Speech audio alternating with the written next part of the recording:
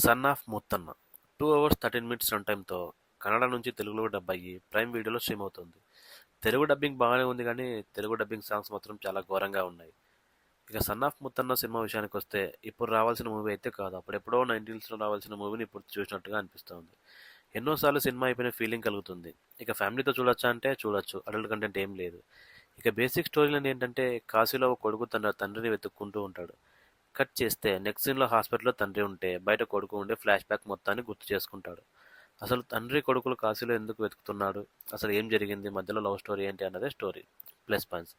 Father and son bonding scenes చాలా బాగున్నాయి. అలాగే సినిమాటోగ్రఫీ, ప్రొడక్షన్ వాల్యూస్ కూడా బాగున్నాయి. Minus points. ఎన్నో సార్లు ఆల్రెడీ చూసిన సినిమాని మళ్ళీ మళ్ళీ చూసిన ఫీలింగ్ కలిగింది. అదే లవ్ సీన్స్, అదే గొడవ. సాంగ్స్ అనవసరంగా వస్తున్నాయంటే తెలుగులో ఇంకా ఘోరంగా ఉన్నాయి. ఫస్ట్ హాఫ్ మొత్తం ఒక ముగ్గురు మనుషుల్ని ఒక ఇంట్లో పెట్టి తీసినట్టుగా అనిపించింది. సో ఫైనల్‌గా మూవీ ఏంటంటే అంత ఏం అనిపించలేదు భయ్యా నాకు. ఇలాంటి మరిన్ని మూవీ రివ్యూస్ కోసం ఇప్పుడే సబ్స్క్రైబ్ చేసుకోండి తెలుగు టాకీ రివ్యూస్.